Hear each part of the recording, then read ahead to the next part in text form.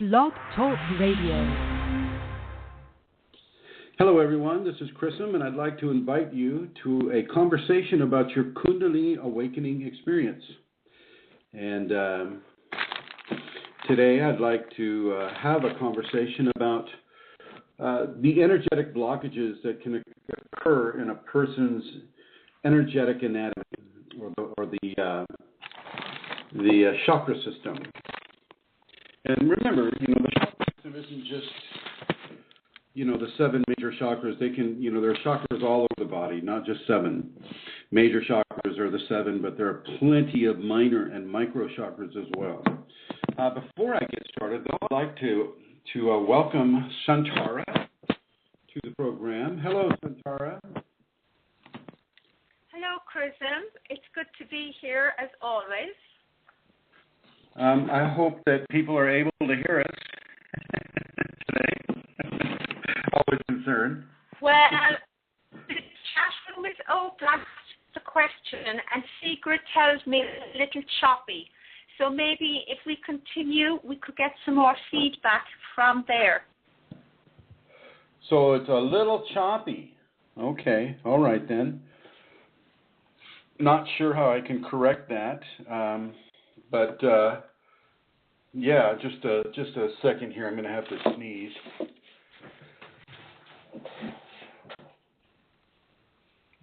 Santara, if you have some announcements to make, this is a good time. She says it's better, Chrism. Yeah, she says it's better, Chrism, there. So I let's keep going, and Francie says it's fine now as well. I do have an announcement to make. I'll give the usual announcement about where listeners can make a donation if they are in a position to do so and wish to do so. You can go to the website www.ascension-kundalini.blogspot.com. And there on the top right-hand corner, you'll find the donate button, and all donations that are given to support Chrism in the work that he does, not just here on BlogTalk Radio, but he works 24/7 supporting people, teaching people that are going through an awakening process, that are going through a spiritual emergency. There are so many ways that he gives his teachings to people. And so if you want to support that work, it is greatly appreciated. I'll give you the address again. It's www.ascension-kundalini.blogspot.com. And so I'm just wondering as well, Chrism, if I could say something about seminars. Go ahead. I'll go ahead. Okay. Well, as you know, we had a seminar recently in Ireland for Europe, and it went really, really well. And we are currently starting to make out a schedule of seminars for 2014. And these are going to be offered in the United States. And again, hopefully, we will have a seminar at some stage in 2014 in Europe. But what we're doing at the moment is I'm making out a register of interest, where I'm going to invite people to write to me, not with a commitment to attend a seminar. It's not about that. It's really about making a declaration of your genuine interest if you want to attend a seminar. And if you let me know your location as well, it will be very helpful for us, and indeed maybe for you as well, as if there is, a cluster of interest in a particular place, we will do our best to locate the seminar in that place. At the moment, it looks like there is some interest on the East Coast, but we have not yet decided whether it will be New York or Boston or some other area. So if you're living on the East Coast, for example, do write in and let us know that you have an interest in attending and where you are from. And from that information, we will begin to put together a schedule. There's going to be a seminar on the West Coast as well, maybe LA, that area, San Francisco. But again, we're going to wait and see. I would invite you to write in and let me know your location. There's definitely going to be a seminar in Minnesota. organised by Rosemary. She's going to be hosting that, and that's going to be taking place for sure at the end of September, beginning of October, maybe the last 2 weeks in September or the first 2 weeks in October. And again, if that is an area that you would like to attend, please do write and let me know. I will give you the address. It is kundalinimatters@gmail.com. So that's it. I'm not getting any more feedback, but the sound is bad, so I'm going to assume, Chrism, that it's okay. Me over and out for now. Okay, thank you, Santara. I'm going to come over here and get some headphones just because I have a feeling that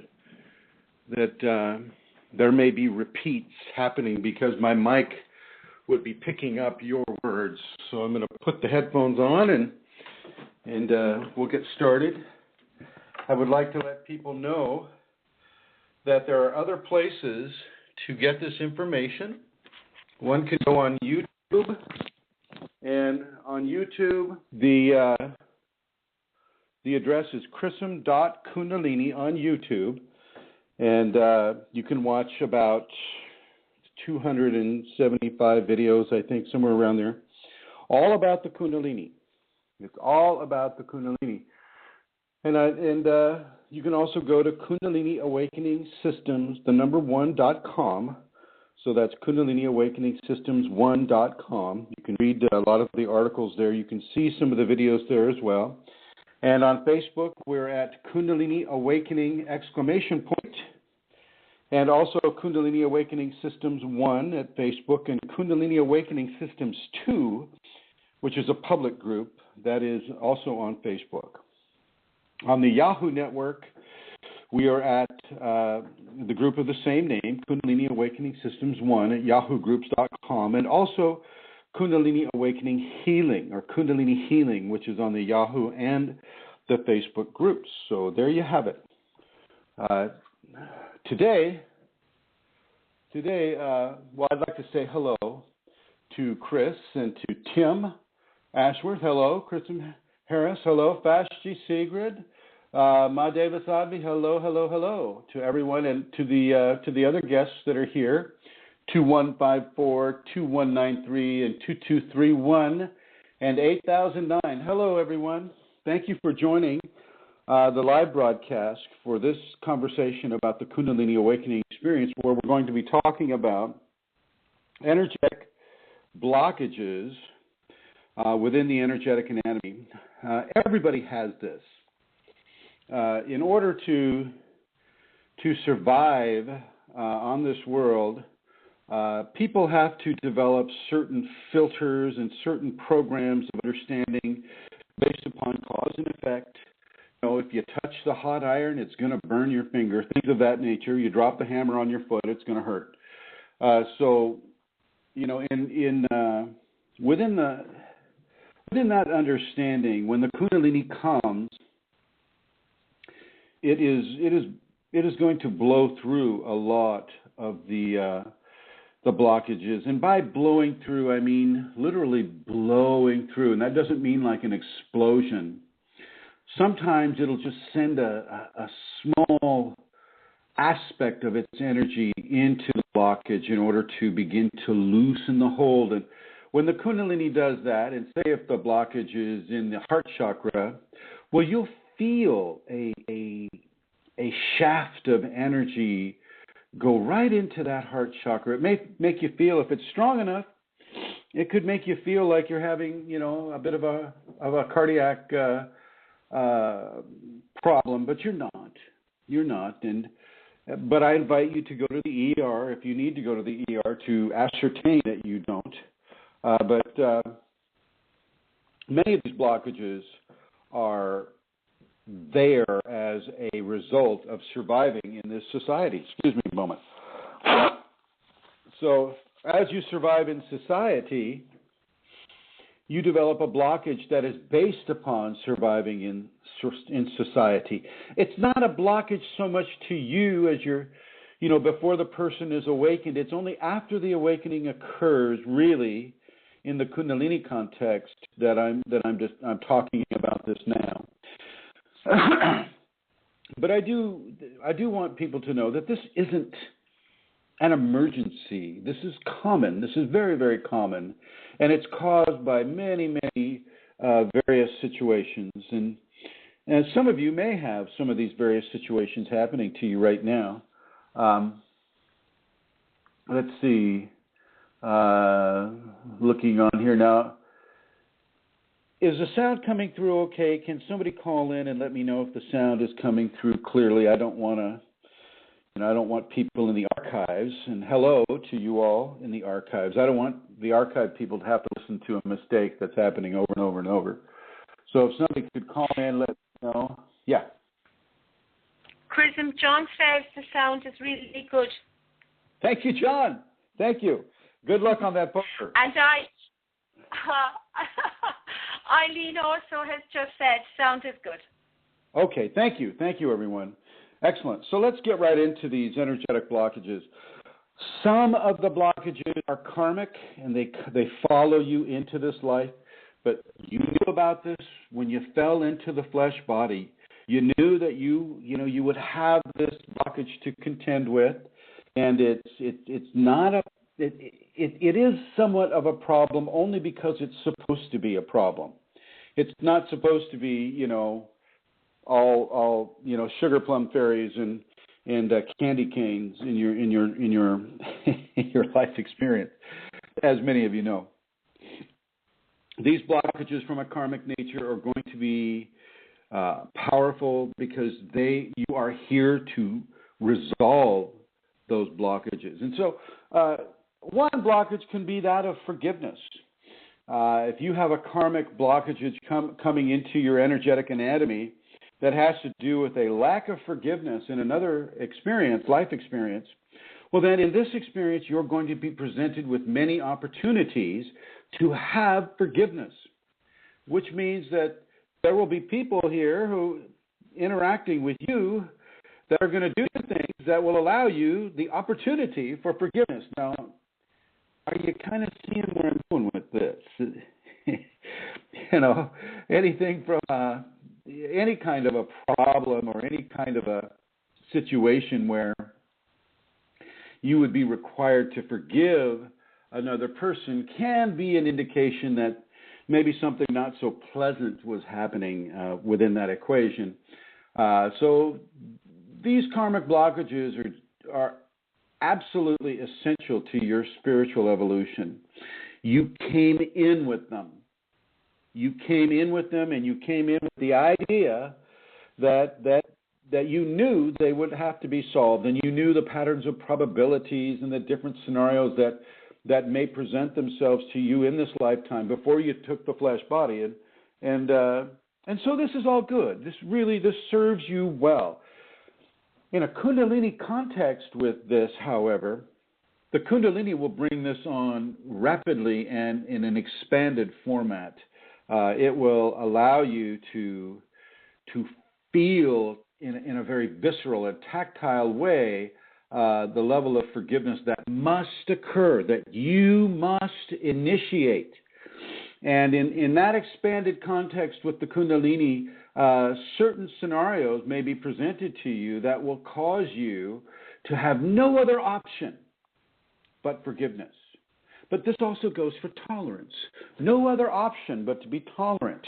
You may love being a kindergarten teacher, and as you're a kindergarten teacher, you're going to have to tolerate the different levels of behavior from the children. And so this, of course, would teach you tolerance. Well, forgiveness, it's a very similar situation. And if there's anybody who's listening that would like to call into the show, the number is United States area code 347-934-0026. Another cause of blockage, that isn't of a karmic nature would be of an embedded entity type of nature. And this is also very, very, very common. This is not anything to be afraid of. We don't know science and the paradigm of reality that our society operates from does not really have a very good understanding of what's happening within the energetic blends of the dimensions that surround us and interpenetrate this dimension.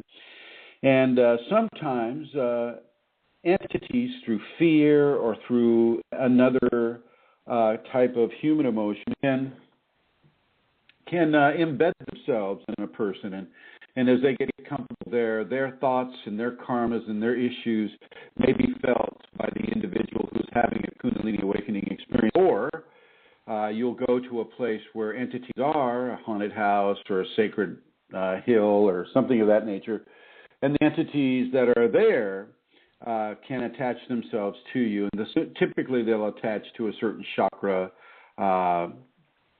Flesh divers are what I call a specific type of entity that purposely will dive into your flesh and stream through your energetic anatomy. You can feel that. And you know, they may try to influence you in one way or the other, but, you know, if you stick to the safety protocols, which we've discussed in other programs, you know, it's not going to be a real issue for you. In a way, it can be actually quite helpful for you because you learn what not to do. You learn what, you know, if this entity is making you feel a certain way that is inappropriate, well, you know that is not you, and therefore you know not to have that kind of a response. And so it's very good. It's a very good teaching tool. Now, the major chakras can have energetic blockage with the upsweep of a spinal sweep within a Kundalini context. Now, the spinal sweep itself, it won't be blocked by energetic blockages, typically. I try to stay away from absolutist statements because I know everybody's different, and you know it is possible that the spinal sweep would stop at a certain level because of a blockage. Typically, though, before a person can have a spinal sweep, there's a certain level of I don't want to use the word clarity, but there's a certain level of openness to all the chakras. And that's when the spinal sweep comes, it opens up all the chakras all at once, boom, right there, right now. And you're wrapped in that level of bliss and that level of light and that level of at oneness with everything, at oneness with God. I mean, the most amazing experience a person can have. And then that will recede a little bit. You know, it may be a week, it may be 3 months. A person will be in a certain level of grace and bliss, and then that will recede, and then the real work begins of clearing out the blockages. Those blockages will, that are appropriate to the individual, will return, and that person will be given teaching scenarios from the Kunalini in order to learn how to release themselves from the burden of that blockage. So let's just go to the heart. Person has a spinal sweep. You know, they may know about the Kundalini, they may not. But what the Kundalini will do after an initial spinal sweep, or as it is preparing a person to have a spinal sweep, is it will put that little finger of energy into that blockage, just enough for the person to feel it. Sometimes it'll feel like a sharp pain, like I said, a cardiac incident. And then it'll back off a little bit. And then it'll put in a little more energy. And then it'll back off a little bit. It'll put in more and more and more until that blockage begins to unfold. And of course, when that blockage begins to unfold, a whole level of teaching will envelop that person as that blockage is released, and a person may remember why the blockage occurred at all, or not. Most important, really, is that the blockage is released, and that person can now open themselves in their heart center to levels of love and receiving love and giving love and really begin to support their ascendancy and their awakening process by having the clarity of the fourth chakra happen for them.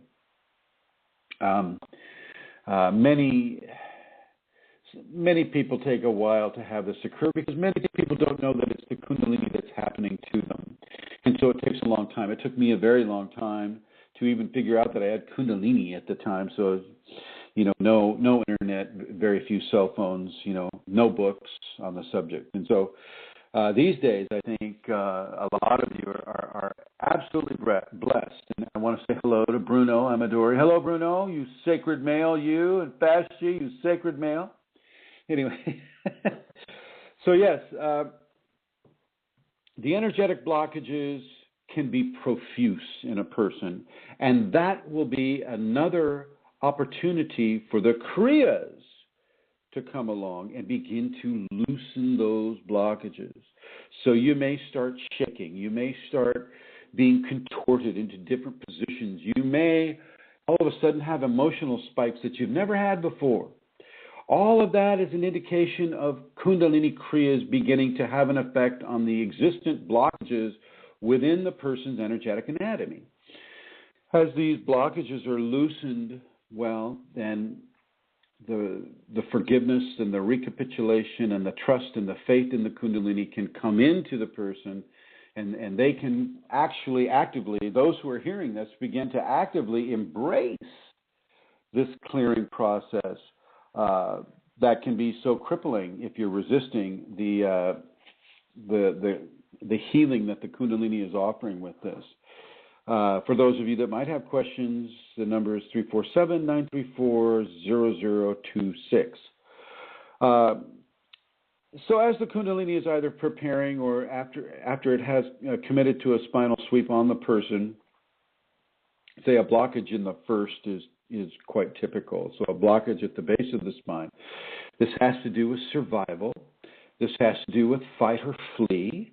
This has to do with having your basic needs met. This has to do with the levels of reproduction of the species. This has to do with those of fear or fearlessness that a person may have. And many people, including myself, have had or actually have at this moment a blockage in their first chakra. And the Kundalini will begin to move them. It will move them side to side. It may move the tailbone itself so that the person will have the extraordinary sensation of the tailbone wagging side to side or up and down. And, so these Kriyas don't come just because, they think it's a fun ride. There's a very, very definite reason why these Kriyas are happening. And many of the Kriyas are aiding the blockage removal. And it is a ministration from the Kundalini that is causing the Kriya that is beginning to loosen the blockage. Now, if you don't loosen the blockage, or you're not responding, or you're resisting, then some fairly challenging scenarios may come your way. So if we're at the first chakra and you're saying, "Wow, I'm not gonna," oh my gosh, I am so not going to give in to this. I'm not going to, I'm not going to cooperate. I'm not. This is not what I'm used. This is how I'm not used to feeling, and I'm not going to stop feeling the way that I'm normally feeling, and therefore I'm going to resist. Now, most people wouldn't phrase it that way, but you get the feeling, you get the gist of what I'm saying. Well, then the Kundalini will begin to bring in levels of fight or flee, levels of fear.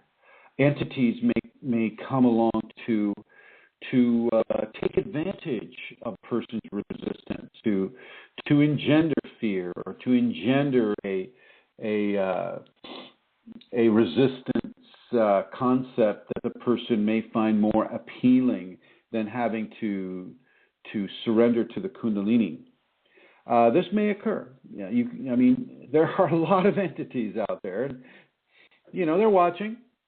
Kundalini people aren't that common, and so the Kundalini person that is developing, in the early development stages, well, they may become a bit of a menu for different entities to come along and to stimulate certain responses from the individual. But as the individual begins to learn that, oh, maybe this isn't something that I should be resisting. Maybe this is a good thing.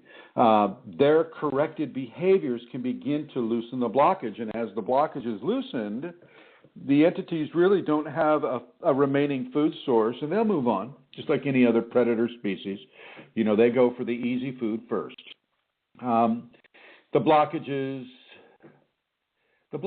can be expanded tremendously so, especially in the first, because we're dealing with issues of fear, we're dealing with issues of self-worth, we're dealing with issues of survival. And so as those ideas are expanded by the Kundalini, the person can really go into levels of Kundalini syndrome that can be difficult. Excuse me. Kundalini syndrome is all about allowing fear to come into the Kundalini awakening equation, and fear is a typical indicator of a blockage. So if you're feeling fear about a certain thing, within the idea of and the understanding of Kundalini awakening, you might want to look at the levels of blockage that you're experiencing. It isn't easy all the time. It can be very, very difficult. You may have a blockage on your fifth. Having a blockage on your fifth, you have to look, well, okay, what does the fifth represent? Oh, communication with self and others, all the different mechanizations of communication that happen with the ears, nose, eyes, throat, levels of hormone activity. All these different levels are occurring in the fifth chakra, and of course, entities can attach to that fifth chakra and can make it difficult for a blockage to be released. But if you have knowledge about the Kundalini, if you've listened to these programs, you have information, and you can use that information to your benefit and to begin to release those blockages. But it's not so easy, even if you know. How a person may ask, well, geez, Louise, if I've got a blockage in my fifth and I'm supposed to communicate with myself and others, well, how do I communicate with myself? Am I supposed to talk to a mirror? Well, everybody has a level of inner dialogue that they use, and so you change your inner dialogue to support the actual communication of yourself and of your Kundalini with yourself, and this will go to great levels to begin to relieve that blockage. Or if you have a flesh teacher, you can talk with your teacher about that, and you can allow that conversation to also begin to ameliorate that issue. Blockages happen all over the place, though. It's not just the 7 major chakras where they occur. Most of the time, however, you won't get a blockage on the 7th. You may have attachments on the 7th, but you typically will not have an energetic blockage on the 7th. And if anything like that does occur, then the cranial migration will typically realign the cranial plates, realign the shape of the top of your head, and allow that blockage to be released. When you're having a blockage in your 6th chakra, that can bring in a lot of headaches, serious headaches. Now, sometimes people will see things within the Kundalini context that are very disturbing. Typically in the early process, you'll see the faces of people that you don't know. It'll just come streaming by. There's a face. Some are smiling, but they're all looking kind of right at you. It's almost as if they know you. But also you'll get faces of distorted, monstrous type of creatures. I don't want to scare anybody, but it's, as much as I don't want to frighten anyone, neither do I want to deprive anybody of the truthfulness of the situation. So I apologize if I'm scaring anybody. But this is part of what many people, not all, but many people experience with regards to the Kundalini. So they'll see something disturbing. I was able to see entities' heads coming out of the walls when I was little, or having an entity sit in a restaurant, remove his head, put the head on the table, then turn the head so that it's looking at me while I'm eating food. It sounds kind of funny right now. with that type of involvement, once again, you just have to have the knowledge that, oh, this is designed to scare me. Oh, okay. Well, hey, I'm scared. Hello, trick or treat. There's your candy bar. Now leave. So you don't buy into the fear manifestations no matter what occurs, especially when it comes to blockages. Once again, you don't want to fall into the idea of Kundalini syndrome by allowing fear to dominate your decision-making process. Whatever is causing the fear to occur, whether it's a blockage or an expanded insecurity that a person has about themselves or their placement in society, or it's from an entity, it doesn't matter. You make the decision not to succumb to fear, period. You make the decision not to succumb to the fear, and therefore that blockage becomes removed. Now, another blockage could be, negative self-worth. All the person's life, and this is reminiscent of my childhood. I had a lot of negative self-worth when I was a little kid, and this was exacerbated by different levels of parental support.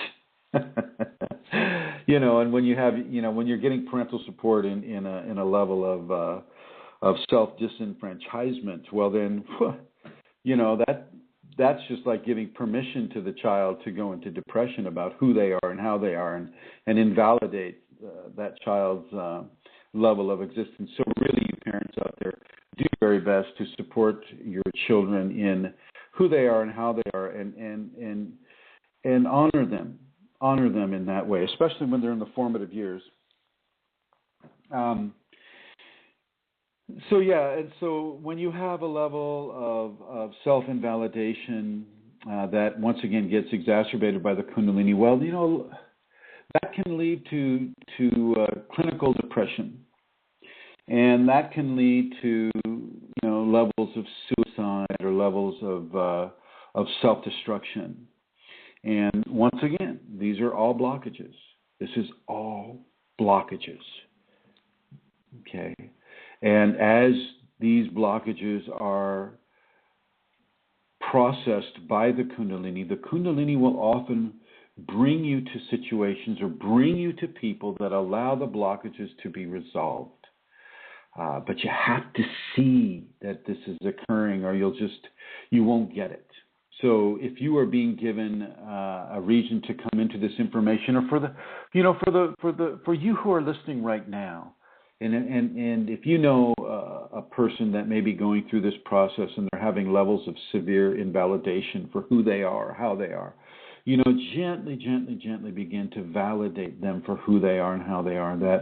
That change is a good thing, and that you can move from depression into states of validation, states of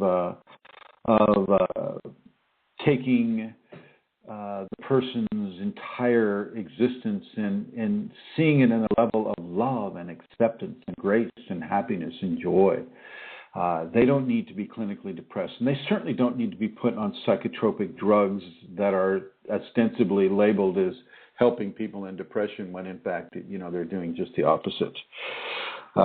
Stay away from the pharmaceuticals as much as you can, especially within a Kundalini context.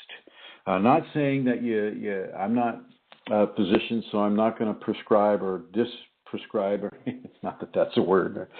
I'm not going to give you any medical advice, but as far as the Kundalini goes, a lot of these SSRIs are not helpful. And those will actually develop blockages. Okay, as they rechannel, certain parts of your brain, well, that's going directly counter to what the natural development and formation of your brain was designed for, especially within a Kundalini context. And so, the calcium channel blockers and all these other things, they will develop blockages for a person.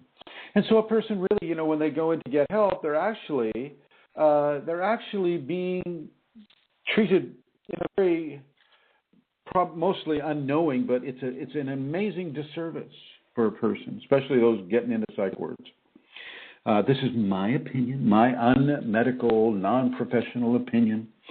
But that is, as my Kundalini is showing me to be the truth. Okay, so do your very best. Those of you that have come out of psych wards, you will have blockages, and you will need to work on those blockages. And don't think that just because you have Kundalini that they're going to go away in 2 seconds. They're not. It takes some time to get rid of psychotherapeutically induced Kundalini blockage. So those of you that have been there and done that, you know what I'm talking about. You can work on these blockages. You just have to be severely honest with yourself. Really honest with yourself. You might want to just stop thinking in negative ways about who you are and how you are, and forget judging yourself based upon how much money you have. That is not important at all. Matter of fact, that's another blockage. Okay, that's another blockage. You know me. I mean, Centaurus says I work 24/7 to help other people, and to some degree that's true. But I do try to get some sleep sometimes.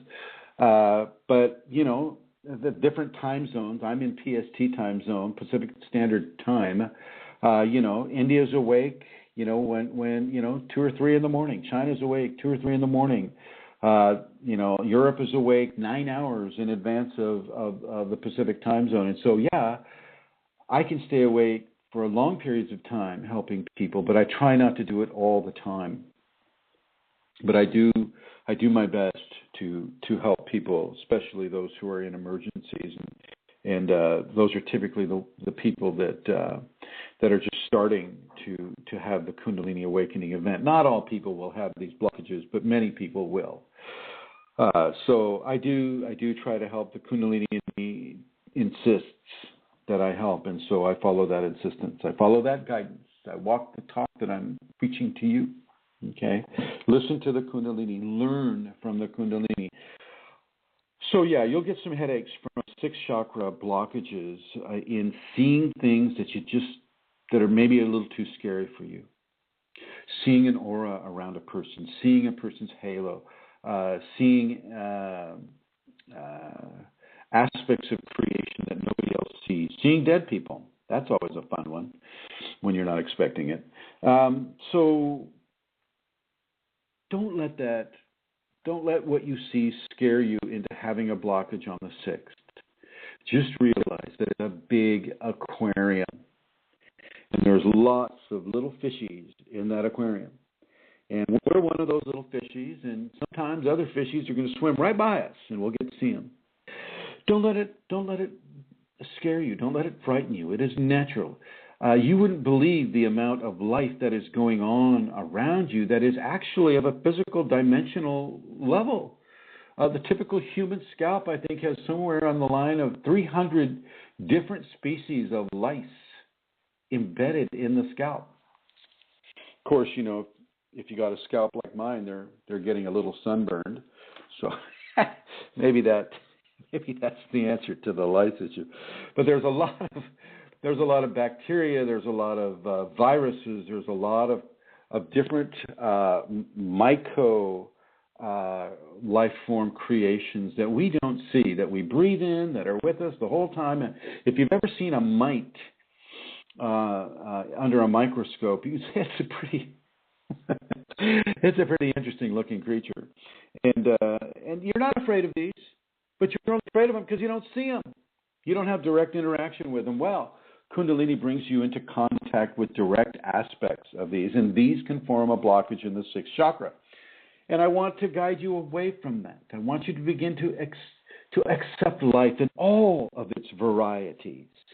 Here in the United States, we're being programmed to be the same. You have to, you're either with us or against us.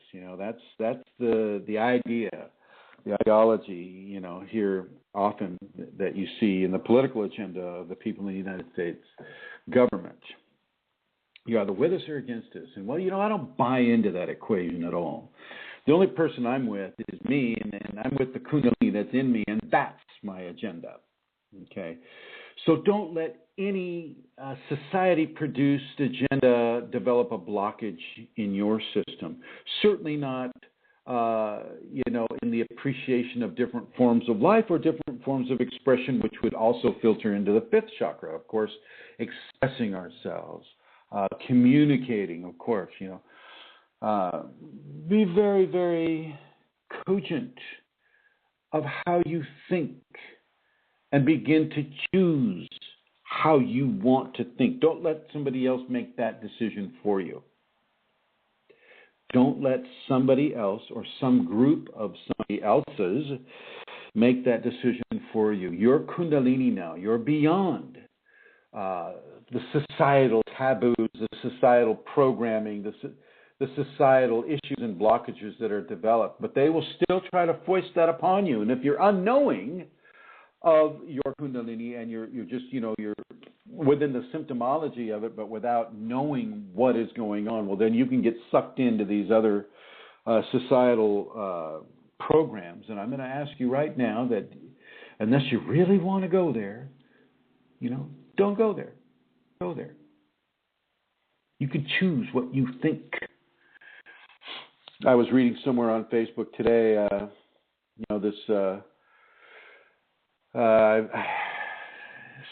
some guy calls himself Sad Guru, which I think is kind of like calling himself Sat Guru, but spelling it wrong, using his name instead of the word Sat. And he says something very appropriate, I think, to our conversation today.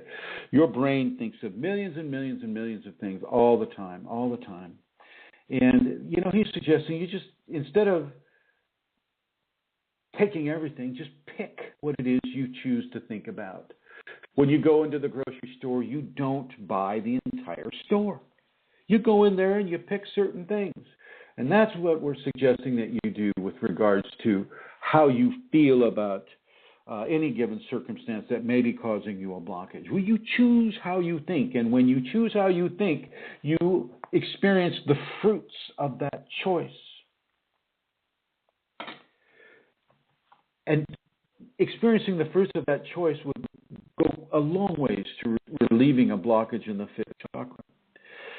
And as I move down the energetic anatomy, once again to the heart chakra, the heart is huge. The heart chakra is, there's so many facets to it. I can't even scratch the surface of the mountain that the heart chakra represents. But some of the obvious things, like forgiveness, like tolerance, like unconditional love, like, these things of these blockages that can occur through mistreatment or karma or breaking up, with a husband or a wife or a boyfriend or girlfriend, or having a child pass away or a beloved pet pass away.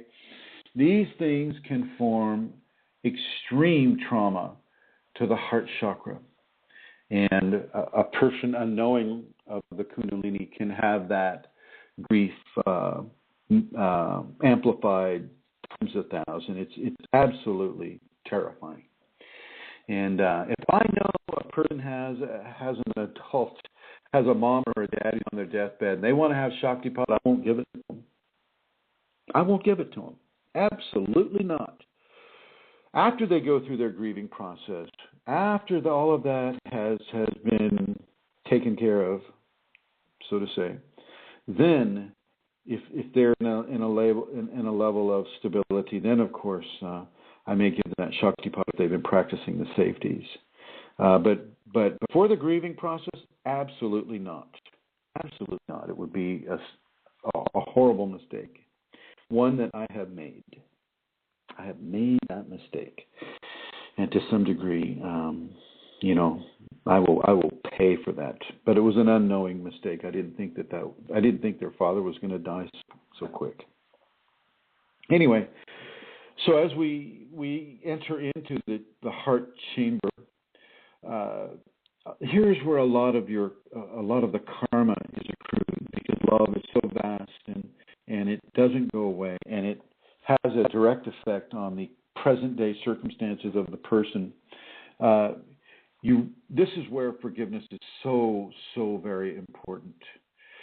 Do not let yourself develop a blockage against forgiveness, i.e., don't hold a grudge. Not hold a grudge and expect Kundalini to just ignore it, because it will not. Okay, if you're refusing to let go of grudges, or if you're refusing to be forgiving, you're going to get a certain level of blockage removal that will definitely catch your attention. Sometimes it feels like a very, very sharp, hot blade is being inserted into the heart chamber. And you need to understand that the blade isn't there just to pain you. It's there to get your attention, because along with the blade will come certain understandings or certain feelings of any given nature that might have comprised the blockage that person is holding a grudge for. And that experience needs to be honored. It will insist on being honored. And yeah, you can go to the emergency room, you can have them do all the cardiac functioning tests, the whole bit. No, they won't find a darn thing unless, they want to find something in there, and you've got good insurance. Well, then, there's the Maserati payment for the MD. So be very, very aware of what the Kunalini is showing you in the levels of blockage release. And it is showing you this every day. Every day. From how you are when you're behind the wheel in stop traffic, to how you are at work, to how you treat your kids, to how you treat your friends, how you treat your spouse, to how you treat yourself. They're with you all the time. So take advantage of it. Learn from it and embrace it. And that blockage will be removed.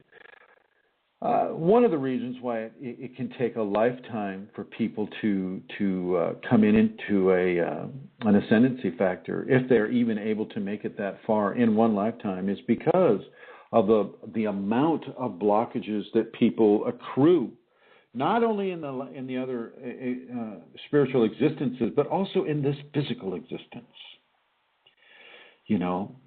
It depends on how we have responded to our environment. If we're a big person, have we bullied our way through life? Have we done that? And when the Kundalini comes, how do we forgive ourselves for what we have done? Okay, very important to look at this. And even if it's painful, you need to forgive yourself. You can't. It's not just about forgiving the other people. Really, it's about forgiving yourself, because when you pass from this plane and you're able to see the big picture of why you were here in the first place, you will definitely put in corrective measures, and you will jump into the next flesh body that you're allowed to inhabit. You will jump in, and typically it's the person with some guidance that will develop the next life of the individual, the next life for that person.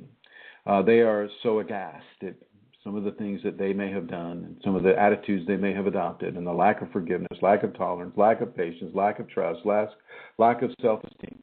All of these things, add up to these very, very specific blockages, and they will take another flesh body just to deal with these blockages.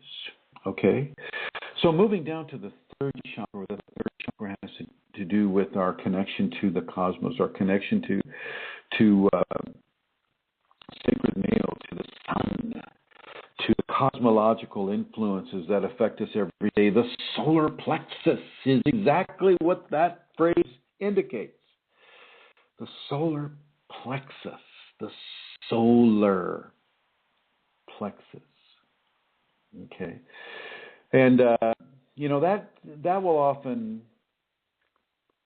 that often has levels of how you see yourself in society, how you see your connectedness to the environment, how you see your connectedness to the universe, how you feel levels of sacred masculinity, how you feel about others and their influence on you, how you manifest wellness in your life, how you manifest the ability to stand up for yourself. how you manifest these, so a lot of people with invalidation blockages, they have a real problem with their third chakra. Their third chakra can be absolutely shut down. That's how you make slaves out of people. You shut down their chakras in certain ways, certain combinations. Now, most people don't, but that's kind of the agenda on some people's minds. So, breathe into that third chakra, open that up, balance those blockages of negative self-worth, not being able to stand up for yourself, not being able to take in the grandeur of the solar influences that are coming into you. Turn that right around. Read that teaching called the Crucible of Reversal and reverse that process. Reverse that process and begin to really enjoy your connection to the solar energies that are coming through. Which, and this is just one area of the third. There are many, many other areas of the third that a person can really get blocked. But one of the best ways is to recognize what's going on and to do a general chakra balancing. And I'll talk about that in a little bit when I'm finished with with our top down. Okay, continuing with the top down, this brings us to the second chakra. The second chakra, of course, is all about creativity and reproduction and things of that level. Creativity, reproduction has been in many of the societies of the Western technological world a tool of bondage with regards to the idea of procreation. Excuse me. So the idea of procreation turns into something like pornography. Turns into something like what do they call it?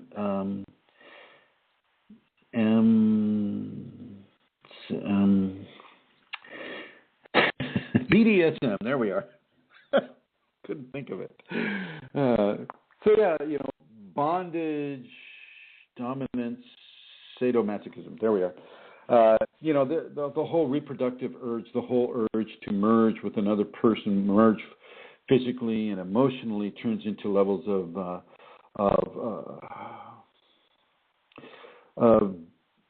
shall we say, challenging levels of self-worth and role playing and things of that nature that may not be very healthy for the individual to experience, and they can get trapped in this. So that one blockage in that one area on the second chakra can trap a person for life inside a mountain of writhing flesh. If you've ever read Robert Monroe's Journey of the Body, one of the areas in the astral, which is kind of like a hell realm, is this mountain of writhing flesh, where people that have been so over interested in pornography and the actual animalistic nature of sex, they get trapped, and that's what they do for a long time.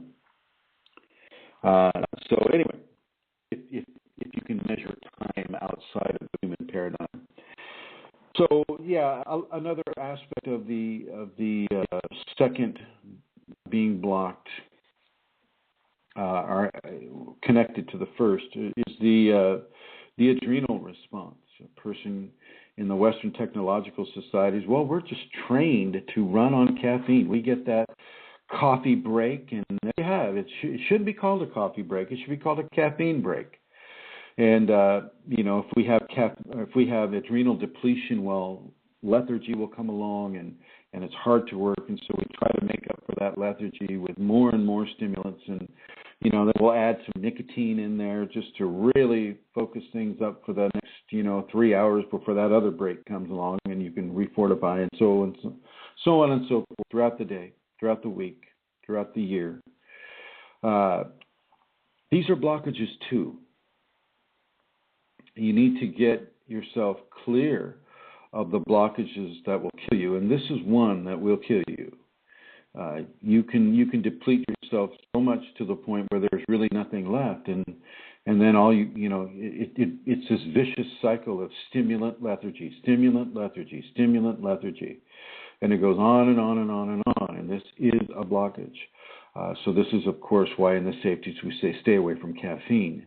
If you've had Kundalini awakening for a while, such as I have, you can partake of the caffeine, but even then, you want to do it with levels of discretion, levels of in a minimalistic sense.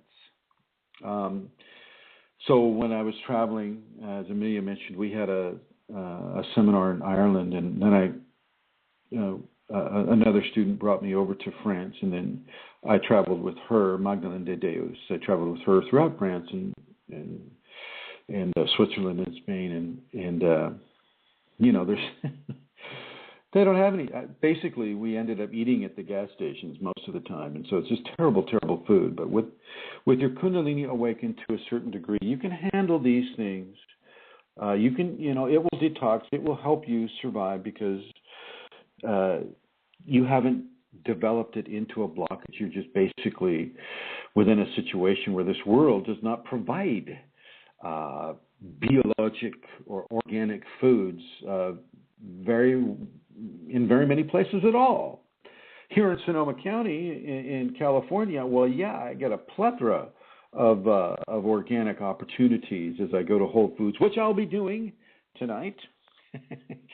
I don't have any food. And you can eat that way, and you can avoid having those stimulative blockages and those digestive blockages that can occur through the second chakra. And then, of course, we're back to the first, and we've already gone through there. Now, in many ways, I'm talking so fast. I know I apologize because I'm talking so fast. It's just too much information, and I'm afraid that I won't be able to get it all out. So I apologize if it's hard to follow. Can anybody in our chat group tell me if I'm just talking too fast? Let me know. If you have any questions, definitely ask it on the chat. Tara, she'll relay it to me. Or you can call in at the 347 area code 934-0026. Okay. So let's talk about blockages in minor chakras. Minor chakras are in the elbows, the hands, the fingertips, the toe tips, the palms of the feet, the knees, the hips, the shoulders, aspects of the cervical collar, and going up into the skull. Definitely both sides of the chest. There are so many. There are too many for me to name, but these can also develop blockages. So, for instance, when you were a kid, you got your hand burned because somebody held it over a fire. So, oh my God, that kids do the strangest, most awful things to each other, just to test their wills and to exploit the lack of will of, say, some of the weaker kids. And so, that hand chakra develops a blockage. Okay, and so in many ways, the person will have a tremendous level of fear, and that hand will, in a way, begin to atrophy in some ways. And I want you to realize that if this has happened to you, you take that hand and you forgive what was done by those other people, and you just really forgive it, and that forgiveness will become the healing balm that one chakra needs. And the same thing with, the old torture of the Cathars was to hold somebody's feet at the fire. Now, this happened to me in one of my first experiences of a hell realm. A bunch of law enforcement officers, picked me up because I was unhappy that they were raping my sister, and they held my feet to the fire and started saying, "Are you with us or against us?" and all of this type of stuff. And I didn't get a blockage from that because after a while I knew what was going on and I was able to learn from it, and so I didn't receive the blockage. And whatever level of blockage I did experience was ameliorated because of the crucible of reversal, which I recommend everybody begin to participate with. Down to an hour. Okay, anybody who wants to call in, the area code is 347-934-0026. With the blockages in, let's just take a blockage in the minor chakra of the mouth, above the upper lip or on the tip of the tongue. What it is that you say, what it is that you eat, how do you communicate? How do you communicate to your body vis-a-vis, the minor chakra, the tip of the tongue, which is actually a really powerful chakra. It's a master switch, which is why the Kundalini forces the tongue tip behind the upper front teeth. So you look at how you're communicating and how you're eating and all the things that the tongue has to do with.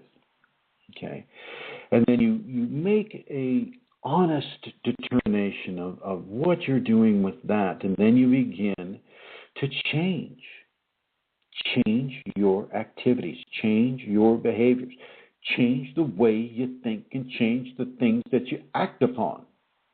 If you change the inner dialogue, you'll often change the outer expression.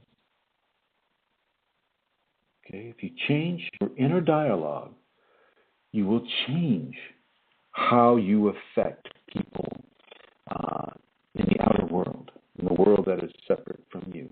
Yes, I know. I'm hearing all the oneness. People's going, oh, but we're all one. Well, we're not all one. Okay, you're one because you've adopted that ideology that you think you're one, but there are a lot of individuals here too. And yes, there's a sense there is oneness within the grand scheme of things, but within the individual karmic balancing person, there's a lot of individualism too. So we are at one and we are plural at the same time. And I know I get a lot of heat for that, but it is a truth. Okay, let's see. I'm going to bring Rosemary on here. You ready, Rosemary? Here you go. Yes. Hi, Rosemary. Hi. How you doing? I'm listening and I'm saying, aha. When you talked about these minor chakras, and I think about the pain in my joints, and we've talked before about the pain in my shoulders, and your pain in your shoulders. Were you holding the weight of the world? You were Rosemary Atlas. Well, I was the second of 6, and my mother was just really laid back about things, and my older sister was just like her. And there was some chaos in the family, and I said, first of all, it's not supposed to be this way. And I have that view probably about most things in what I've been engaged in over my life of trying to make a difference. But when you were talking, I said, I think I could see that's where it started from. And one of my sisters, I have 5 sisters, one of them said once that there was nobody that helped our mother as much as I did. And I thought, oh my goodness, I can bring forgiveness to that and to myself as well for that little child insisting on that, and that pain can disappear. I don't need to. Yeah, you don't need to hang on to anything. That. Yeah, and that's a very, very good point. And I think this is a blockage that happens to a lot of people in their lifetime, and I think there's good things that can come of it. They go into a service providing a lifestyle such as you did. Mm-hmm. And it can be a very, very worthwhile blockage to develop, but it's not one that you want to keep. It's not one that you want to keep. Once you've done it, then you've done it, and it's time to move on. And you do not need to have those pains in your shoulders, and neither does anybody else. Now, a lot of men will have this. A lot of men will have the the weight of the world on their shoulders. They've got to provide for the family. They've got to provide for their job. They've got to provide. And if they're not providing in a way that they feel is the best for them, then that pain comes in. That pain, and it can drive them. It can drive them really in strong ways into depression sometime if they're not living up to the goals that they feel or that their bosses or their society is telling them. Now, did you have any of this that happened during your life with regards to that? Well, what you said about the service, yes, my early life choosing to become a sister in the Catholic Church, and I was there for 25 years. And it's interesting because it was when I really saw why I chose that, and it was just what you're saying, is to make a difference and to make a difference in the family and to please my mother probably. And then I left. And I saw I could leave and I would be a good person, but I've still been helping people since. But what struck me just now, Chrism, is I don't remember these pains in my shoulder before. But it's just these last couple years. So when you're talking about blockage, there was nothing to be blocked before. Well, that's the Kundalini. The Kundalini will find those blockages, and that's a very, Rosemary, you bring up a very good point. A person can feel like they're at the top of their game. They're exercising. They're doing great at work, and everything is really working well. And then the Kundalini comes, like, whoa, where did all this pain come from? What's going on here? And that's the Kundalini uncovering not only current lifetime blockages, but karmic lifetime blockages. And once again, I want people to always to remember the Kundalini will offer you the way out. You don't have to try to figure this way out. You just need to begin to figure in your forgivenesses. Mm-hmm. Your forgivenesses are huge. And so, like, for you, Rosemary, I mean, I think your Kundalini just had you reach a certain point within the being a sister, and it just said enough. She needs to move on now. Boom, she moves on. Some years go by, and it's time for your awakening to occur. And once that occurred, and I think you were at the seminar 2 years ago, right? Yep. 2 years ago in Minnesota, and boom, the Kundalini comes up, and then, oh wow, where did all these blockages come from? And it's giving you an insight, and I really mean that word, insight.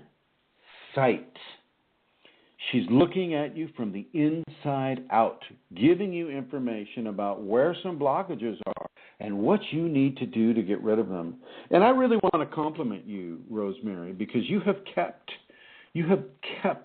the greatest part of your service to others, and yet at the same time, you have discontinued some of the other programmed blockages that may have become stale within you, which is what may have caused the Kundalini to move you out of the sisterhood, and into I always like to refer to you as the flying nun, because now you've got Kundalini and well, that's true. When I was teaching, I got transferred here to Minnesota. That's how I ended up in Minnesota. But there's a gal that I keep in touch that I taught her kids, and they used to call me that because I was so busy, and that was always on the move, Well, Rosemary, I want to thank you for bringing up such excellent examples of blockage and blockage release. You're doing very, very well, and I want to encourage you to continue. Thank you. Is there anything else? I am encouraged. Do you have any other experiences that you'd like to share? No. All right. Not about. All right. No, I don't. Nothing comes to mind. All right, very good. Well, thank you for sharing. Are you thinking of something? You know me better than I know myself, I think, at this point. No. The Kundalini does. Yeah. Okay, no, but thank you for sharing. Thank Thank you. Okay. Bye. Bye-bye. And I'm also going to bring Santara on because I feel she has some things to say about this as well. Hi, Amelia. Hi, Chrism. Hi, Rosemary and everyone. Was I talking too fast? No, not to me you weren't. No. Anybody in the... I felt like no comments in the chat room about that. No. What I really... what I'm taking from it, what I really have from this conversation, Chrism, is how that, the karmic blockage in the energy, it's like an opportunity that's presented for this blockage to be resolved, through the practice of what we need to do over and over to remove the blockage, like the forgiveness or the tolerance, over and over, and that's what removes it, that it's to be welcomed in a way when we become aware of it. And, for me, I'm just thinking as well, there is such a thing as layers of blockages, I think, isn't there? Because like my fifth chakra, I know there's been a lot of blockage there all my life. And when I look back since Kundalini awakened, I can see that, a certain amount of blockage was released through different, things that occurred. And now again, I'm going through what I would call another big fifth chakra thing, with feeling a lot of energy there and pain and different things that you spoke about. But opportunities for me to begin through the Kundalini to remove those blockages? Well, I think you're right when you're talking about the layers of blockages, of course. Absolutely. I mean, blockages upon blockages upon blockages. But I don't want people to get the idea that, oh, my God, there's so many blockages here, I don't even know where to start. You don't have to start. I mean, you can if you know where one is, and if you and you want to get into a chakra balancing scenario. But the Kundalini will show you the ones that are most important to take care of first. Always, always, always take your cue from your Kundalini. Your Kundalini will tell you in ways that are visual. So, for instance, I'm going to tell the audience what we talked about with regards to tennis shoes earlier today. Okay? Yeah, sure. Okay. So I was talking with Santara before the show today, and she said that her Kundalini kept showing her pictures of my need for tennis shoes. And she asked me, she said, "Have shoes, Kristen? Do you have tennis shoes that are okay?" And I was thinking, well, yeah, I think I do. And I told her I don't usually buy expensive tennis shoes. Most of the shoes I buy are under $20. And then the Kundalini with me said, no. That's not the information that's being given. What's being given is that you need to wear out your tennis shoes by doing more exercise and not sitting in front of the computer as much as you do. Got it. So yeah, that was the advice of Santara's Kundalini, and my Kundalini to me was to get out and get some more exercise, wear out some of those tennis shoes that I have. It wasn't talking about buying me shoes. It was talking about me using my shoes. So I had a good laugh. And when you said that, Chrism, I went into bliss.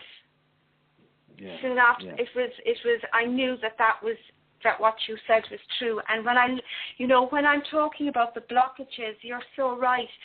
It's retrospectively looking back that I can see it, and I'm sure in a year's time it'll be the same. It's you go with what the Kundalini is giving at that particular time. People have combinations now.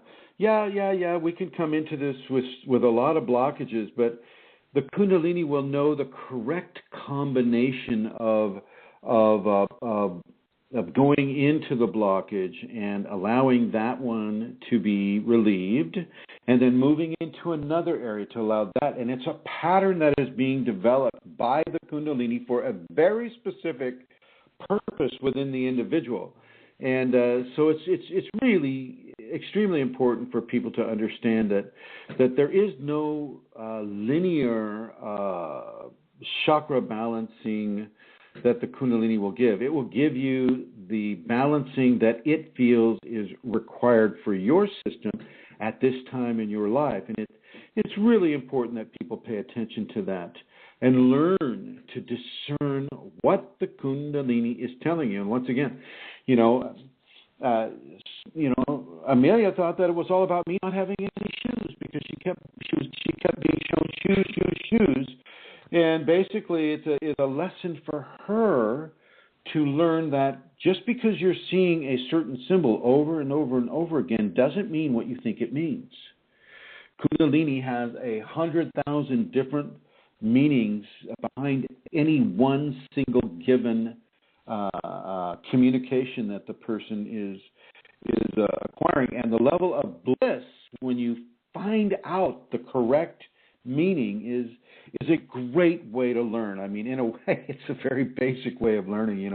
We get rewarded for the right answer, but in this case, the rewarding is bliss, and it's the receiving of the teaching in that way.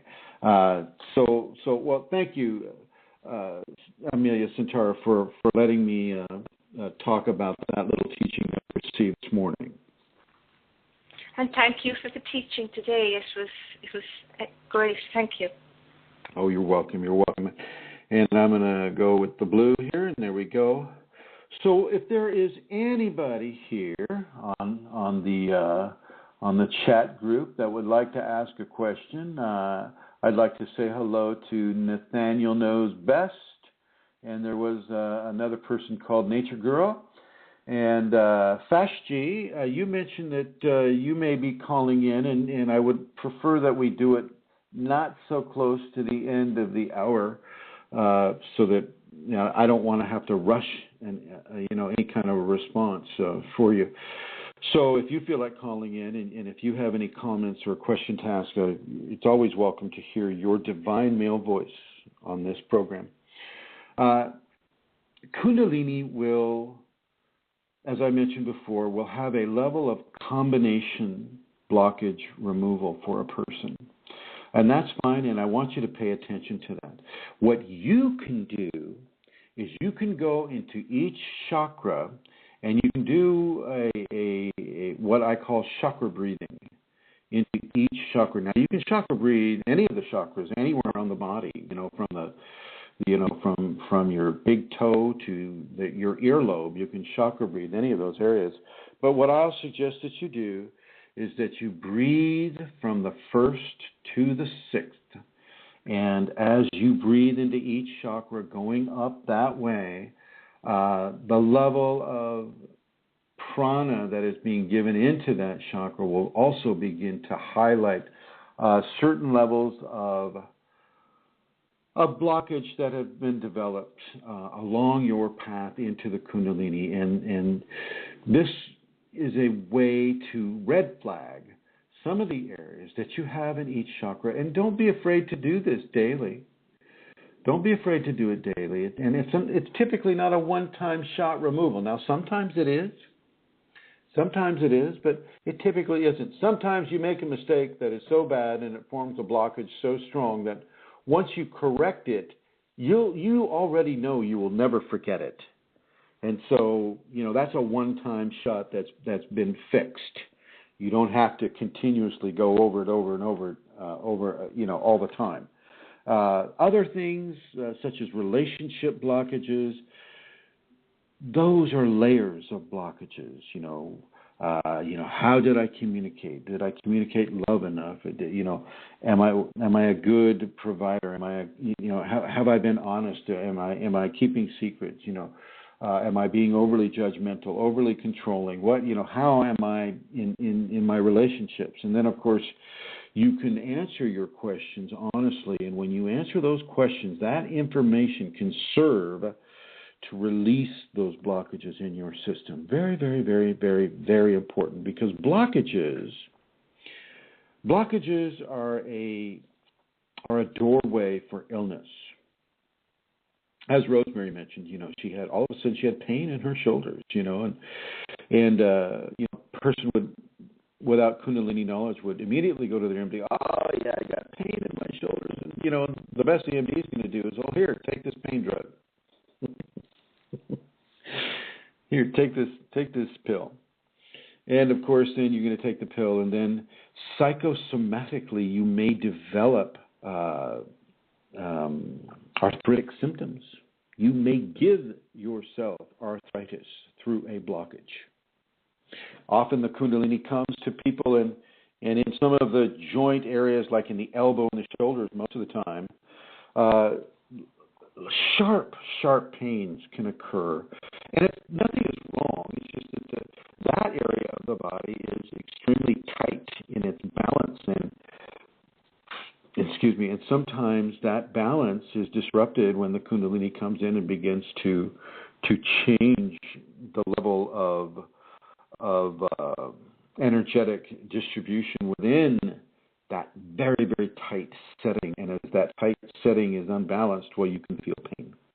I have had this happen in the wrist, in the elbow, and in the shoulder. Sometimes a little bit with the feet too.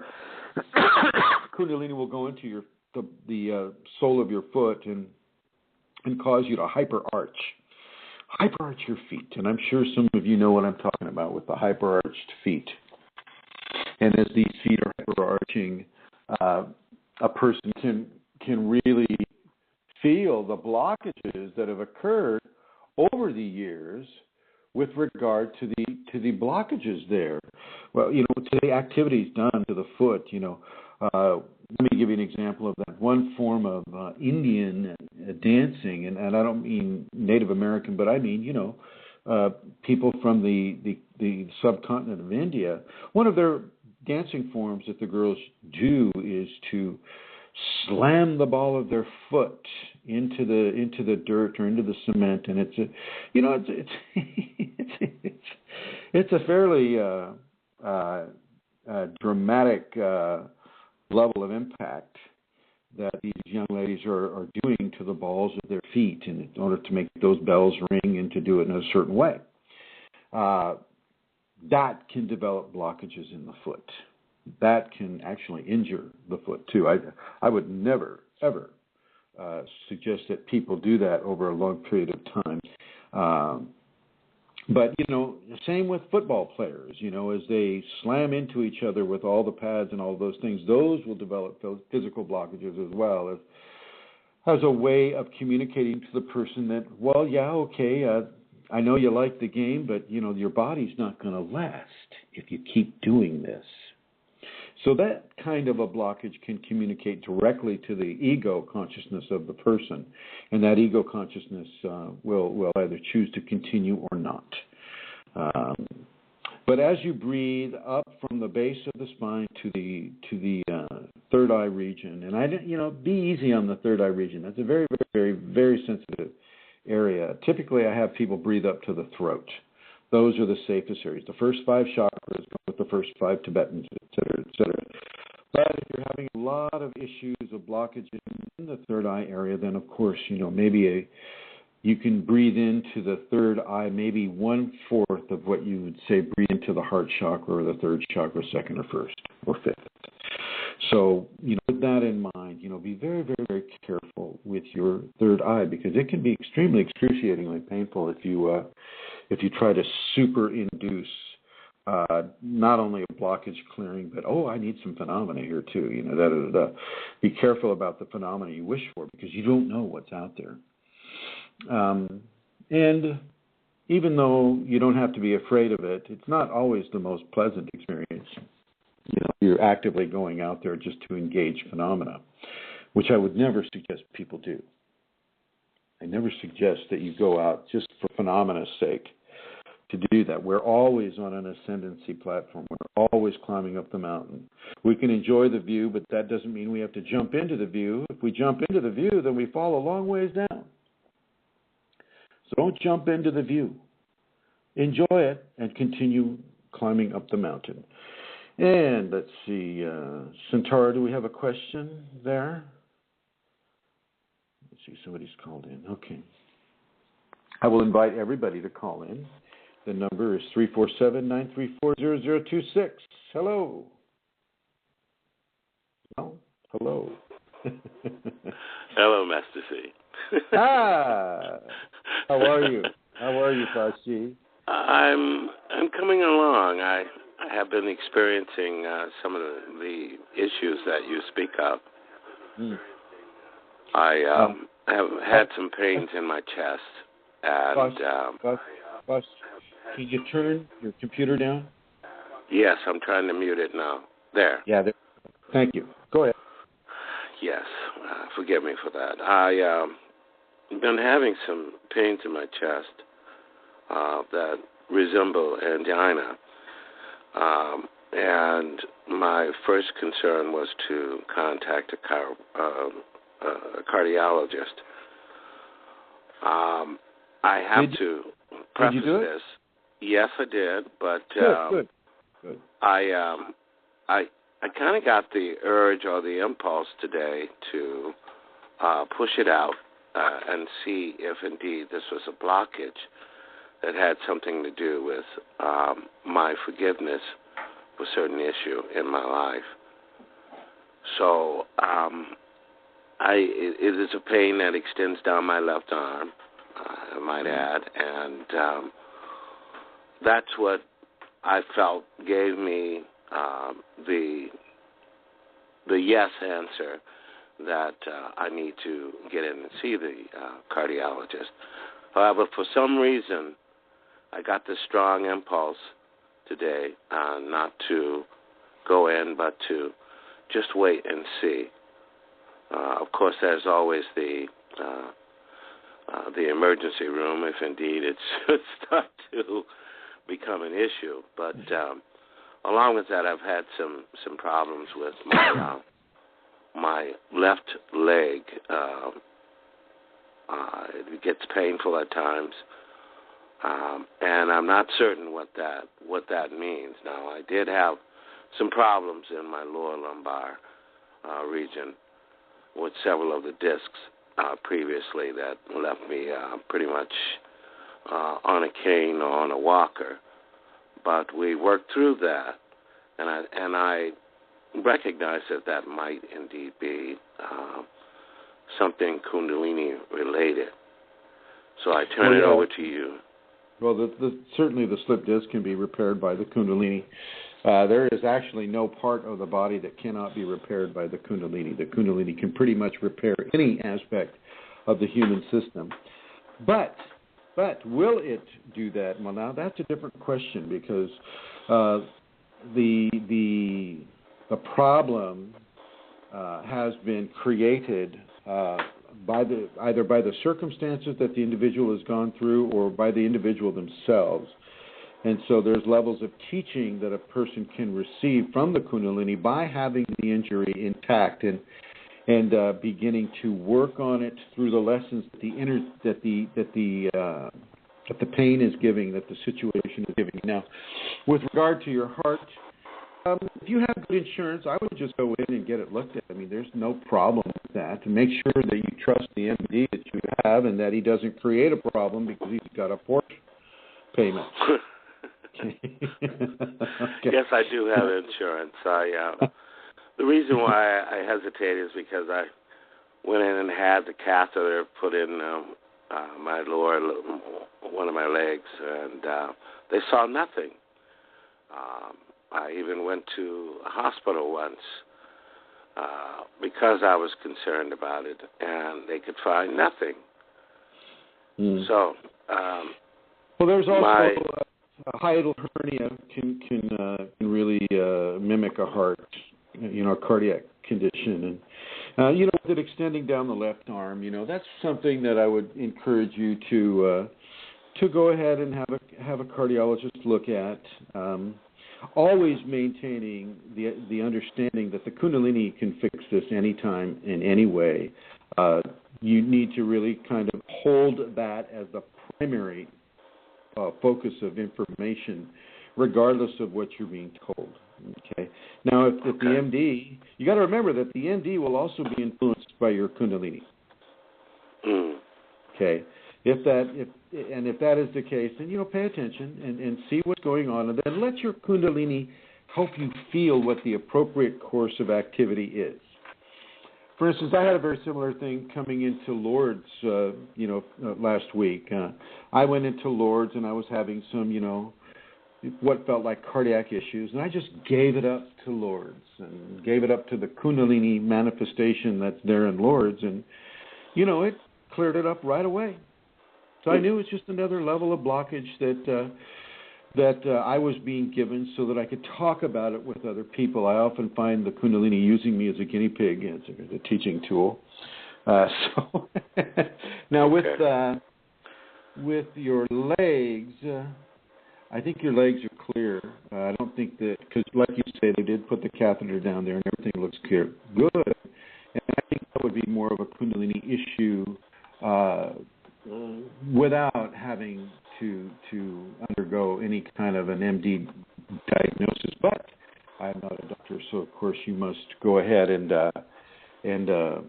communicate with your primary care physician and see what is best for you in that regards. However, that being said, and I needed to say that because it's a responsible thing to do. That being said, the Kundalini is in charge of your entire system. It is in charge, Fastchi. It is what is holding your body together at this moment. So understand that, realize that, and I have to I'll joke around a lot about the MDs, but not all MDs are the same, and not all have Porsche payments. Some have Land Rover payments and whatever. But no, I happen to know some very, very gifted, qualified MDs here in Sonoma County, and they know about the Kundalini. They know about it. They belong to the group, and some of them listen to the show, and they don't have anything really bad to say about what we're doing. They understand that there's a very limited level of information about the Kundalini in the world, and so it's they're somewhat appreciative about what we're doing here. But that being said, don't, if you've got good insurance and it's not going to hurt you, then go in and get it all checked out. Make sure that there's nothing wrong of a medical nature, and then once you're sure of that, then that the Kundalini is trying to tell you something, and from there you can discern what that message is. Now let's see, message from the heart chakra extending down the left. Well, here we go. Sacred feminine is coming down the left, and the left leg is also in pain, right? Yes. Mm-hmm. And so we've got a whole level of pain that's existing along the left side of the body, the sacred feminine side of the body, and extending all the way up to the heart chakra. So where have you had relations with femininity that may have been blocked? Where have you had painful scenarios within a male-female relationship context that didn't end well, that maybe was painful for either people? And if you can go back into your history, and certainly not asking you to do that now, but if you can go back into your history and kind of learn and discern where some of these painful experiences may have originated, you can then initiate forgiveness into that pattern and relieve that blockage. I think that there is a very, very, very definite message being given to you, Fastchi, with regards to sacred femininity and bringing that energy up. Bringing that energy up the left side. There's something called a horseshoe activation. It's fairly common, where people will activate on the left side. It'll go up the left side of their body. It'll travel up and go over the top of their head and then down the right side of the body. It's called a horseshoe activation. And, you still get a spinal sweep out of that whole thing, but it doesn't come up in the way that people would think that it's just coming up the spinal channel. It comes around the top and the upper part of the body, and then it comes up the spinal channel. So, this may be something that you're looking at with regards to your Kundalini process as well. And see if I look some more to you. Yeah, and there's some issue with your solar plexus. validation for being worthy, validation being, worthy enough for the Kundalini, for the divine ascent up the spine. And if you have any questions about that, I'll answer it right now. You are absolutely worthy to have this occur, and more than worthy. Thank you. You're doing great. I didn't use any of the sacred male photographs accidentally. I realize that. Okay. All right. Thank you so much. Thank you, Bosh. Let me know how things go. Let me know how things go with you, okay? I certainly will. And I did send my snail mail address to you. Oh, good. Well, I have as you requested. I have that gift. Okay. Very good. Very good. Okay. All right. Thank you. Mm-hmm. Bye-bye. Okay, and hello. I would like to invite anybody else who wants to call in the remaining 24 minutes that we have here. The number is 347-934-0026. 934-0026. I'm glad that Foshji and Rosemary and Santara were able to give their experiences with this. It's such a huge subject. I could do 3 shows on it, but I'm not, because I don't want to give you all the information. I want you to experience some of what we're talking about here. Everybody's got blockages, so everybody has the opportunity to experience what it is to resolve a blockage. And once again, as I've mentioned before, forgiveness is one of the best ways to resolve a blockage, but also surrendering to the Kundalini. So here, let me give you a great example. Another person that I cannot name because, I suppose I could, but I won't. He was very, very prayerful, a very, very prayerful individual. And prayer, like meditation, is Kundalini conducive, meaning that it will produce a stronger Kundalini current in a person. And the Kundalini basically communicated to the person that, okay, enough prayer, no more prayer. You're hyper-stimulating your body, and this is not good. No more prayer. And so the person was given the Kundalini version of a conversation about what not to do, and the person ignored the Kundalini. And so the very next prayer session that the person went, the Kundalini gave them the sensation of hot knives being sunk into the top of their head. Hot knives being sunk to the fontanelle. You need to pay attention to what the Kundalini is telling you. Absolutely. There you go. I finally made an absolutist statement, and I'll say it again. You need to be cogent, and you need to surrender to what the Kundalini says absolutely to you. This is an absolute thing that I will suggest that you do. And in many ways, it'll be in no uncertain terms, especially when it has to do with overamping the person's body through either prayer or meditation or even doing the 5 Tibetans. I tell people, do the 5 Tibetans. They're part of the safeties. Well, they won't do just 21. They'll do 64 or whatever, thinking that, wow, more is better. Well, it isn't. It isn't. The body is a very, very finely tuned instrument, and you don't tighten those strings so tight that they snap. And they will snap. They'll snap. And so, once again, you can look at the idea of the ego perpetrating a blockage on the consciousness of the individual. And so, of course, this is why many of the ancient Hindu and the rishis would say, hey, don't let the ego make your choices for you. Certainly not within a Kundalini context. Okay? Your wants and desires don't count anymore. Your wants and desires don't count anymore. It's what the Kundalini wants is what counts. That is what counts. And so if you have a whole suite of blockages, like Santara mentioned, if you have blockage and layers of blockages, you need to listen to your Kundalini. And if you don't have Kundalini, then listen to your body. Okay, and listen to the body and listen to what the body is telling you, and begin to really forgive these blockages. Some of the blockages you must tolerate.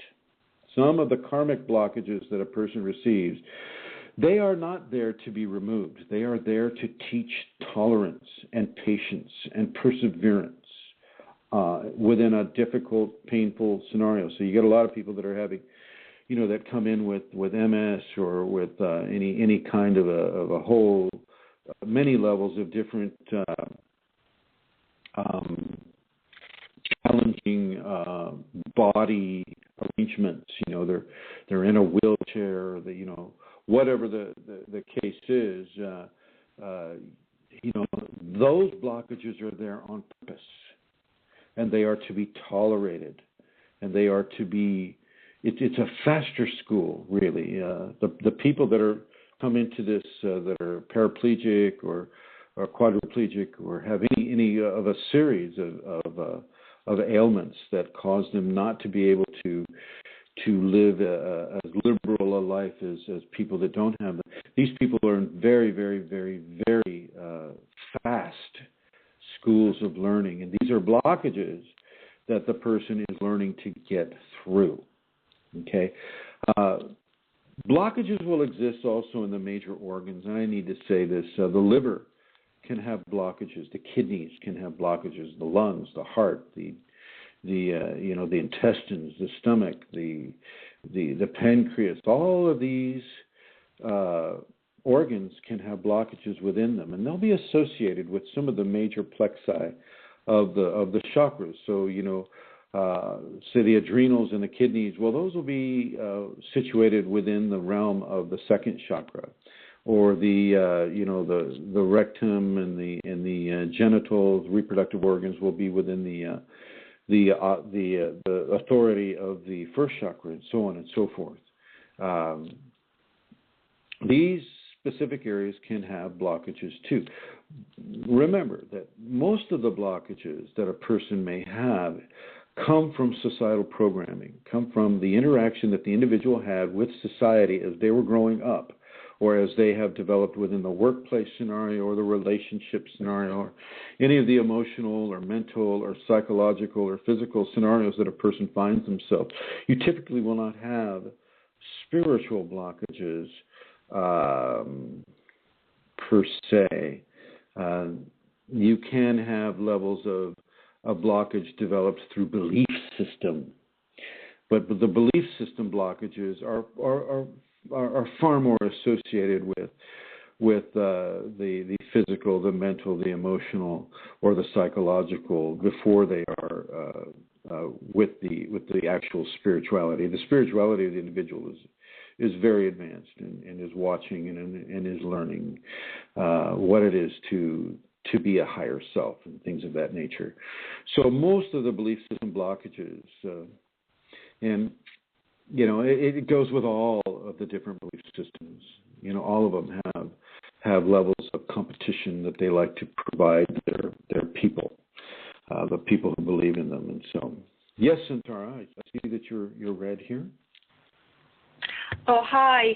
I was just thinking, Chrism, this might sound strange, but I really haven't needed to know what all my blockages were specifically, or to name them, or to understand exactly what was going on, because I found that with the safeties, when I took on the safeties as my practice, by responding to things with the safeties, by surrendering, by choosing a safety to a specific situation, the safeties in a way was all I needed to do for unblockages that I didn't need to name always to unfold and change.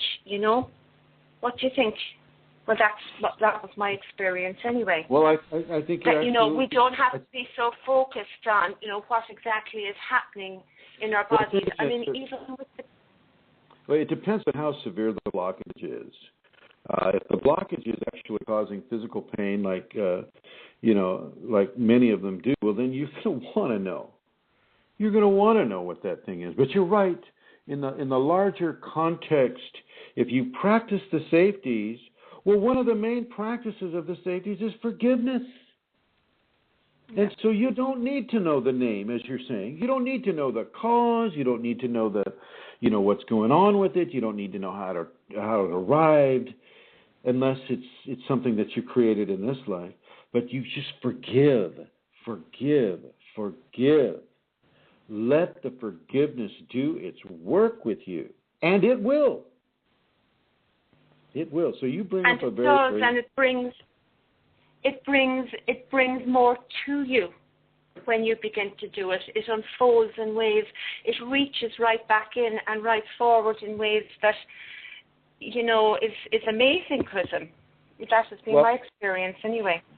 And for people that don't know where the safeties are, go to KundaliniAwakeningSystems1.com, and then that's the numeral 1.com, and then go into the website. That I want to give a very strong thank you to Glenn Ola of Australia for developing. He's done a wonderful job with that. The safeties are the fourth button down on the left side menu. Go in there and practice those once a day at least. All of them, not just the 5 Tibetans, not just the alternate nostril breathing or the pranayama, not just the meditation, but the forgiveness, the tolerance, the love, the service. Practice all of the safeties, and your blockages will begin to disappear 1 by 1, 2 by 2, 3 by 3. And Chrism, can I ask you about the crucible of reversal? That's so effective. Maybe you could say a little bit about that. Well, yeah, I suppose. No? No, it's okay. It's just... No, but I mean, it is very effective. I mean, even in terms of, even without thinking about entities, even in terms of ego response, Oh, see, that was written the in crucible response. It was written in response to Hell Realms. That's basically... I know that. How I took myself out of those areas. But I'll tell you, I think it's worthy of mention, my dear, and thank you for suggesting it, and I will. Crucible reversal is about changing your behavior, purposefully changing your behavior. And I'll use easy examples. If you're the person that's used to cutting off people on the freeway, well, you're going to stop doing that. And you're going to gently merge your car very, very considerately into the stream of traffic on the freeway.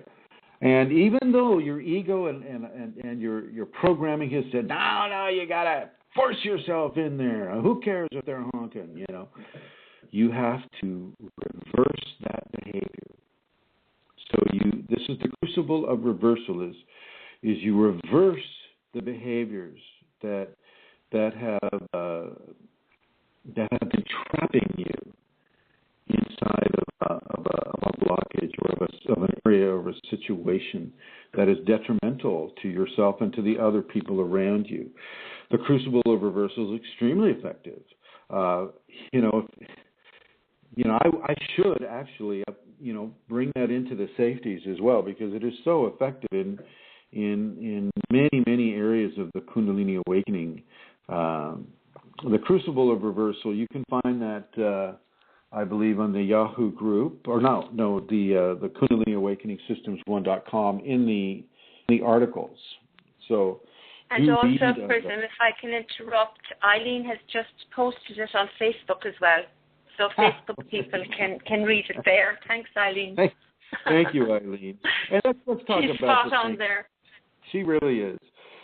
I would like to thank you, Amelia Centaur, and your husband, John, for providing this Blog Talk radio show. I'd like to thank Eileen, Laurel, and Glenola, and many of the people that constantly go out of their way to help KAS1 and the KAS1 community continue to bring this information into the populations. I appreciate Santara and Rosemary and Fashchi for lending their voices and their experiences into this conversation, so that it's not all just, Chrism doing this 2-hour monologue, because you can only hear one person talk so long before you start getting tired of it. I know that. So I appreciate everybody who has partaken of this program, and I appreciate Tim and Nathaniel and Madhava Tadi and Bruno Amadori and everybody who is working to help the Kundalini community come into information. And I want to specifically thank Bruno Amadori for translating the information into Spanish for the Spanish community. And thank you, Bruno, and thank you, everyone who is helping in these areas. It's very, very, very important. And no, you don't get a lot of accolades. You don't get a lot of applause. And you may not even, hear a response of your question from me. Sometimes I'm just not allowed to say. But it is appreciated with what you're doing and how you're doing what you're doing. And if you're living the safeties, oh my gosh, you are really lending grace to this world, and hopefully other people can take advantage of that. So I thank you all, and I thank you who are listening in the archives. Thank you very, very much. You know who you are. So Santara, Rosemary, and everybody in the chat group, I'd like to go ahead and wrap up this program. Thank you all for participating and listening, and I'll talk with you again next week. Goodbye.